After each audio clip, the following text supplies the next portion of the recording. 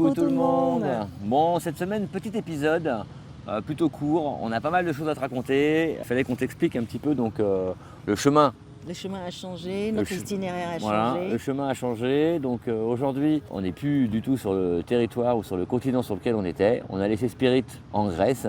Pour des raisons géopolitiques, tu sais, on devait repartir initialement vers le Vietnam, pays d'origine donc de Stéphanie. Oui.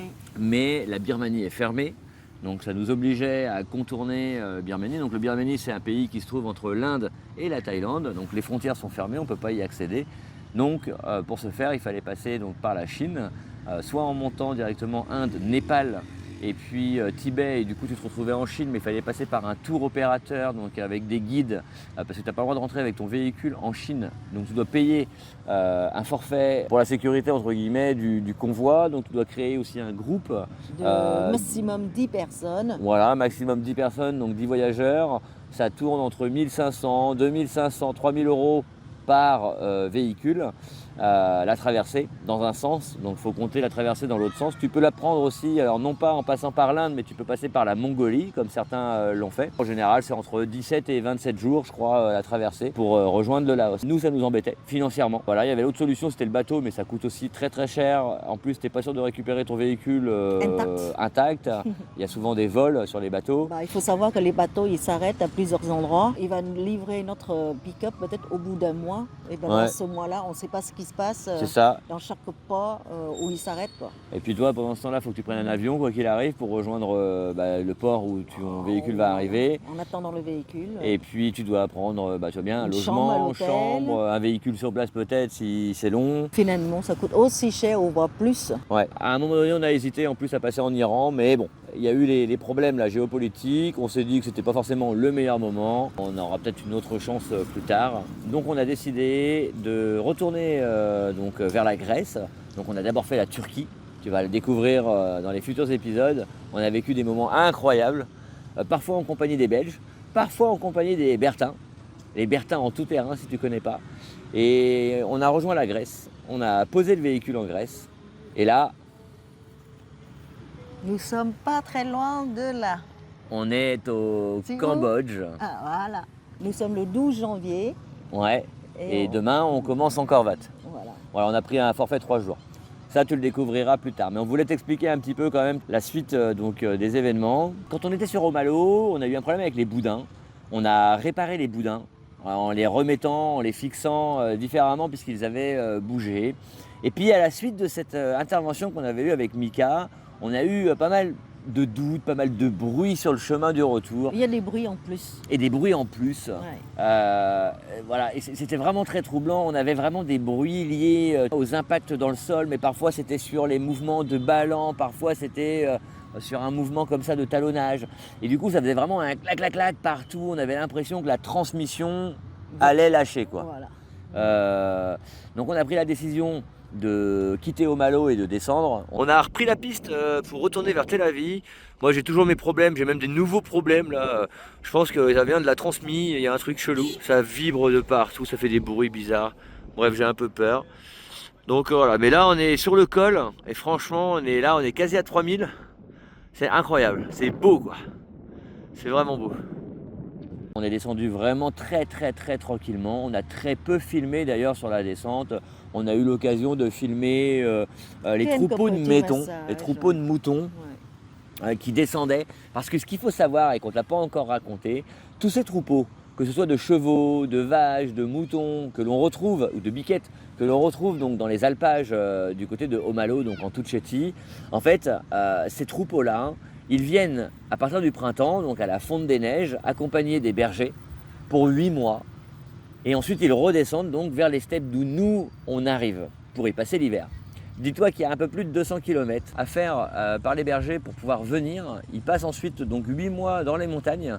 Et une fois que l'hiver se rapproche, ils reprennent la décision de redescendre pour descendre les troupeaux vers les plaines. Surtout, ce qui a été le plus incroyable sur cette descente, au-delà des problèmes de bruit que nous avions, c'est surtout la couleur. Déjà à l'aller, on était sur le début de l'automne, donc plus on montait dans les hauteurs et plus les arbres changeaient de couleur. On est passé du tout vert en bas tout jaune, presque orangé en haut. Et puis sur la descente, on était plus sur le orangé. Ça change complètement. Comment dire, orangé, c'est auburn après un petit peu de prune, tu vois. Et c'était vraiment sublime, quoi. Les feuilles des arbres commençaient vraiment à tomber. Le froid s'installait aussi, donc voilà, c'était magique, vraiment. Voilà, pour te dire, c'est que là, je suis en train de faire les épisodes que tu regardes. Et c'est un vrai plaisir de se replonger dedans. Ça a vraiment été le pays coup de cœur pour les paysages. Les paysages sont juste incroyables. Ils changent au fur et à mesure que les kilomètres s'écoulent. Vraiment, on a kiffé. On espère pouvoir y retourner parce qu'il y a beaucoup de pistes qu'on n'a pas pu faire. On n'a fait que quelques pistes et vu le problème de mécanique qu'on a, on est obligé de quitter la Géorgie. On est descendu, on avait beaucoup de bruit, on est donc arrivé à Tel Aviv, on a dit au revoir aux Belges, on s'est séparés et puis nous on a pris la route donc, de Tbilissi, donc la capitale où on avait déjà été. Là, on a décidé d'aller donc chez Tegeta Motor.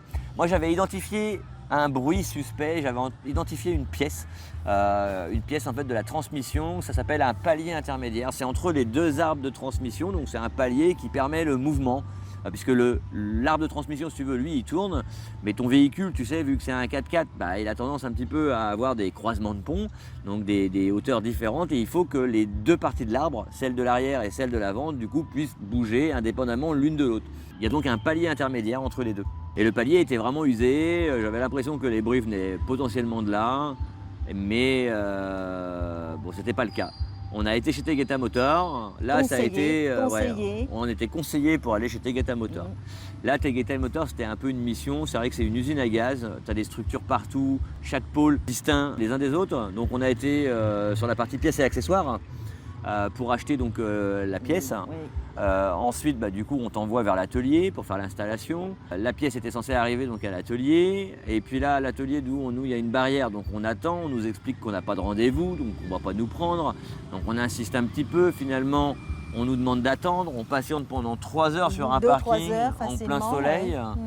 Et puis là, on vient nous chercher pour nous dire c'est bon. On peut monter. On peut monter. Donc on monte avec le véhicule, tu sais, sur une rampe en béton pour arriver à l'atelier. À ce moment-là, déjà tu te rends bien compte que la hauteur pour rentrer, elle est quand même plutôt basse. En gros, c'est la hauteur de Spirit et pas beaucoup plus. Oui, mais on a réussi à rentrer quand même. C'est ça. Dans l'atelier. Et puis les gars, ils viennent te voir un peu suspect. Ils te disent mais qu'est-ce que tu fais là? Tu vas où? Je dis on a rendez-vous. On va nous changer donc le palier intermédiaire. Le gars il me regarde et il me dit non, on ne fera pas. On peut pas lever ton véhicule, donc on fait pas. Je dis mais t'as pas besoin de le lever le véhicule puisque le palier intermédiaire il suffit juste de se coucher. Le véhicule il est à 30 cm du sol. Tu vois. Voilà, bon, hors de question. Donc on est rentré, tu vois bien, bredouille. Donc on récupère la pièce au truc et accessoires. Et puis du coup, on s'acharne à trouver un garage. Oui, difficilement. Pour, tu vois, essayer de faire les réparations, quoi. Aucun veut prendre le véhicule parce que c'est trop lourd. 2 tonnes 8, hein. Parce que c'est trop haut. Ça, je peux le comprendre. Et puis, on a quand même fini par trouver un garage qui avait une bonne hauteur sous plafond. Il a décidé de lever le véhicule une première fois, mais son gars était pas chaud du tout parce que quand il a levé, en fait, il a mal placé les cales et du coup le véhicule a levé de devant, mais pas du tout l'arrière. Donc il a plutôt évité et abandonné. Un autre était un peu plus, on va dire, débrouillard à mieux caler le véhicule, une sorte de support qui allait entre l'arrière du véhicule et le sol pour bien maintenir le véhicule droit et que le véhicule ne tombe pas vers l'arrière. Et puis donc lui, il a fait le changement du palier intermédiaire, il a fait le changement de mes plaquettes de frein qu'il avait identifiées comme usées. Et j'avais les plaquettes avec moi, donc il les a changées en pièces de rechange. Et puis on a été faire un essai. Et en fait, le bruit était toujours là, ça claquait toujours bizarrement. Lui-même ne savait pas d'où ça venait, il me propose de revenir le lendemain. Mais on n'est pas là pour dire du mal, tu vois bien, des personnes qui ont bien voulu s'occuper du véhicule. Mais il faut reconnaître, et on en a discuté avec d'autres voyageurs, la Géorgie, quand il y est, sur la mécanique, tu ne te sens pas forcément en vraie sécurité. Non pas parce qu'ils ne savent pas travailler, mais parce que la plupart du temps, ils ne te montrent pas d'intérêt Et ils ont pas envie en fait. Alors peut-être parce qu'on est des étrangers, que ça les embête, peut-être qu'ils ne font pas du tout comme ça avec les locaux. En tout cas, nous, c'est ce qu'on a ressenti. Tu sens que tu es plus un poids. Et... On sent qu'ils n'ont pas envie de travailler. Sur ton véhicule. Sur notre véhicule. Voilà. C'est notre impression à nous, proprement à nous. C'est vrai. Oui, complètement. Parce qu'on a vu comment ils étaient avec nous, on était vraiment déçus.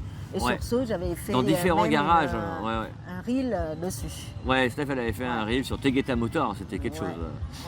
Et puis donc à partir de là, tu vois, nous, on avait eu une très très bonne expérience donc en Turquie. Donc on s'était dit qu'effectivement, ce serait quand même peut-être l'idéal pour nous. Il y a un petit garçon qui nous regarde. Regarde la petite comme elle est mignonne. Oh, toute mignonne. Donc ouais, après ça, on s'était dit que potentiellement, ce serait plus intéressant pour nous d'aller en Turquie puisqu'on avait vraiment été très très bien accueillis en Turquie. Et puis il faut savoir aussi qu'en Turquie, ce qui est avantageux pour nous, c'est qu'avec notre assurance automobile française, elle fonctionne en Turquie. Ouais. Voilà. Oui, parce qu'en fait, en gros, en Georgie, l'assurance ne fonctionne pas. Voilà. Quand tu rentres en Georgie, ton assurance européenne, française, que tu as pour ton véhicule, ne te prend pas en charge. En tout cas, la nôtre ne nous prenait pas en charge. Donc, à vérifier sur la petite carte verte. La Georgie n'en faisait pas partie. Donc, tu prends l'assurance à la frontière et puis tu es garanti assurance civile. C'est-à-dire que, en gros, responsabilité civile. Responsabilité civile. Si tu causes un accident, bon ben voilà, ton véhicule à toi n'est pas pris en charge, mais les dégâts que tu crées à côté sont pris en charge par l'assurance que tu as payée. Tant mieux. Le truc, c'est que là, si nous, on partait sur une piste, on était censé retrouver normalement les Bertins en tout terrain. Un couple qu'on avait découvert sur YouTube, qui viennent de France, qui sont partis avec un Iveco 4x4, mais on ne les connaissait pas. On avait juste échangé quelques messages, tu vois bien, en Turquie, avec eux, et ils avaient 3 semaines de retard sur nous, en gros, quoi. Et on s'était dit qu'on pourrait se retrouver en Georgie. Donc on était tous très contents, nous comme eux, de pouvoir se retrouver. On s'était coordonnés. Faire une piste ensemble. C'est ça, ouais. On s'était coordonnés pour aller faire trousseau. Donc après au Malo, après avoir fait les petites réparations qu'on avait à faire.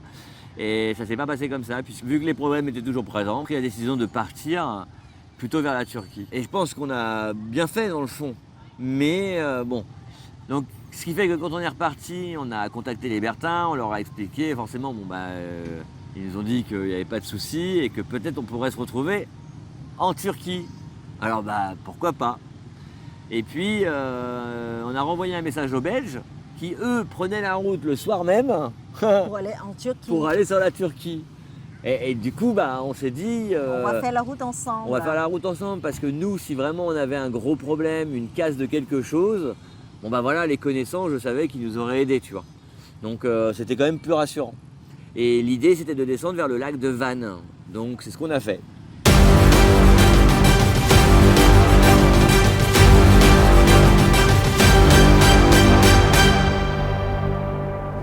il est 3h46 du matin. C'est pas la première fois qu'on se réveille dans la nuit. Le voisin là-bas, qui était pas très aimable hier, a dû tirer à plusieurs reprises à cause, d'après lui, donc d'une attaque d'ours. Clairement, on les a entendus repartir après, donc...